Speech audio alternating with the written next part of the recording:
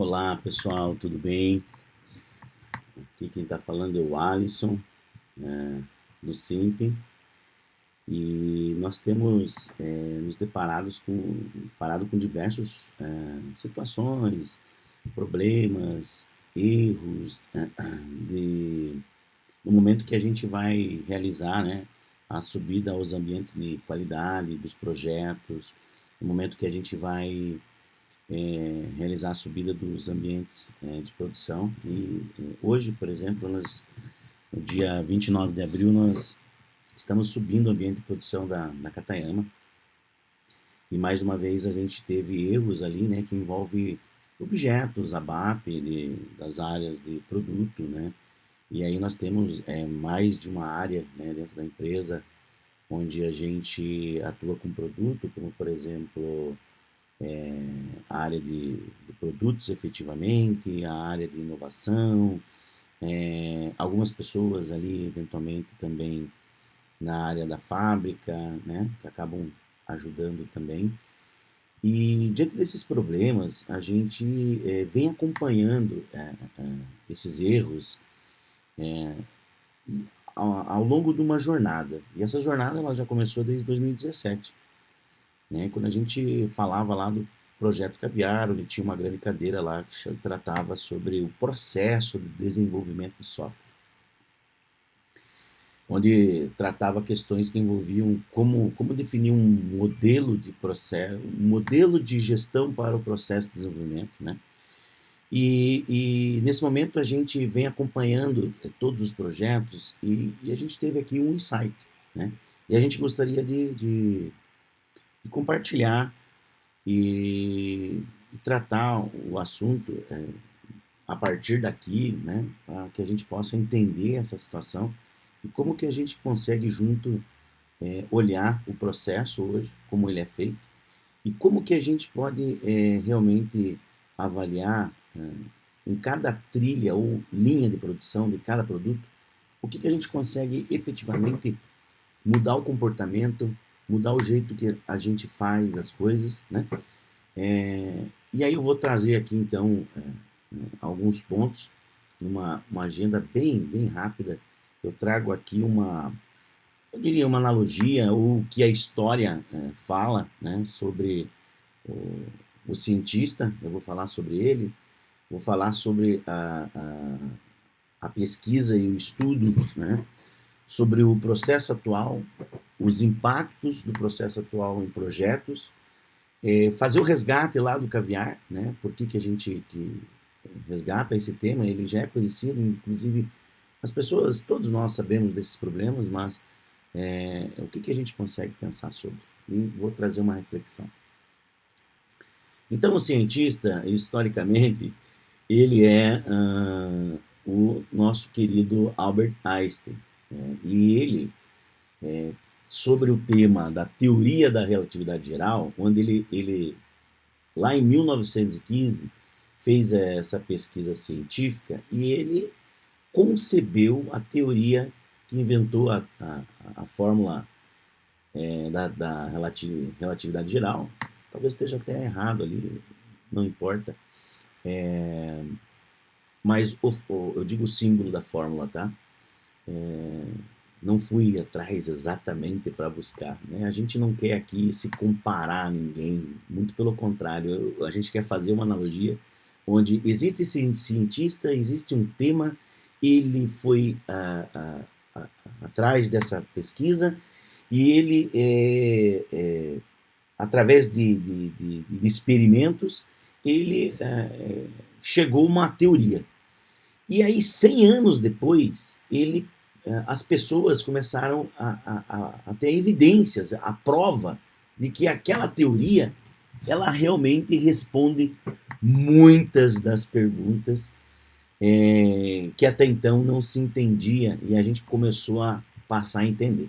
Então, a respeito desta questão, dessa história, da pesquisa da científica e a prova e evidência, certo tempo depois, né, eu trago aqui o nosso olhar sobre isso, né? Então, o Simp trabalha com método, processo e automação, né? A gente tem um tema que a gente tratou lá no Caviar, que era sobre processo de desenvolvimento de software. Havia, até está faltando ali um zerinho, 2017, né, lá em Caviar, onde a gente falou do planejamento do processo de desenvolvimento de software, onde a gente falava sobre o conceito, a teoria, a pesquisa e o estudo importante a respeito disso. E aí, 6 anos depois, né, a prática em diversos projetos nos mostram os erros que a gente está passando aqui em produção, diante de métodos atuais do processo de desenvolvimento, né, desses produtos em ambiente SAP. E aí eu trago aqui uma comparativa, uma análise entre um produto A e produto B, onde produto A a gente trata que é a área de produtos, e um produto B é a área de inovação da Explore. Então, o método, e a gente teve a oportunidade de perceber as diferenças do método que essas duas linhas de produção, dessas duas áreas, elas atuam. Então, vamos a cada uma delas. O método da área de produto, a linha de desenvolvimento, ela atua em grandes blocos, né? Então, ela tem várias correções, melhorias, incrementos, e ela monta um pacote, chama-se bloco desse produto, denominado aqui. E esse bloco, ele não é todo o produto. Vamos chamar, como é que eu posso dizer? Ele é parte do produto sobre o olhar e a ótica do ciclo de vida da implementação e do projeto. Então, por mais que se faça a instalação full no primeiro momento do produto, ele foi inteiro o produto, mas vai vindo blocos dele, né, de várias mudanças. E aí, esse método, ele consegue minimizar os erros do conjunto, porque pode ter dentro desse bloco vários lotes, né, ainda de mudanças e adequações. Então, em projeto de implementação, são enviados vários blocos. Então, enviam o deploy, o produto, e depois vários blocos. Qual que é a desvantagem disso? O tempo de export, transferência e importação desse artefato, desse bloco, dessa request. E também não consegue resolver os erros de diversos lotes, né, quando consolidado em PRD. Tá? Qual que é o efeito disso? Sempre a gente está tendo que corrigir problemas na subida no ambiente de qualidade ou ambiente de produção. E aí agora trazendo a trilha, né, da linha de produção, que eu chamo da área de inovação. Então o método deles é diferente. A linha de desenvolvimento do produto, ela segue pequenos blocos, tá? Que eu chamo de deltas do produto. Só como cada mudança está mandando uma request. Isso gera um quantitativo gigantesco de requests, obviamente, né? Porém, tem uma vantagem. Ela consegue, em menor tempo, transportar essas pequenas mudanças, né? Qual que é a desvantagem? A desvantagem é que em projetos de implementação são enviados vários deltas de mudança. Não consegue minimizar os erros do conjunto do lote e de cada bloco. E também não consegue resolver os erros de diversos lotes quando consolidado em PRD. Então o efeito no momento da subida de QAS e produção também corre erros. E a gente investe bastante tempo nessas atividades, né? E aí eu trago, então, esses dois modelos de fábricas ou de linhas de produções de software sobre o processo de desenvolvimento, né? E que seja de um jeito ou de outro, a gente, na nossa ciclo de vida de implementação do projeto, a gente acaba sendo afetado também, né? E aí nós estamos falando o olhar do SIMP com relação ao empacotamento, a qualidade do conteúdo, para que seja aproveitado num outro projeto, né? E os tempos desprendidos no próprio projeto sobre as atividades e correções sobre esses dois métodos, que um ainda sobre vantagem sobre o outro, ainda tem pontos que a gente consegue olhar que precisa de uma adequação. Então, falando sobre o processo atual, então isso aqui, qual que é o efeito em projeto, né?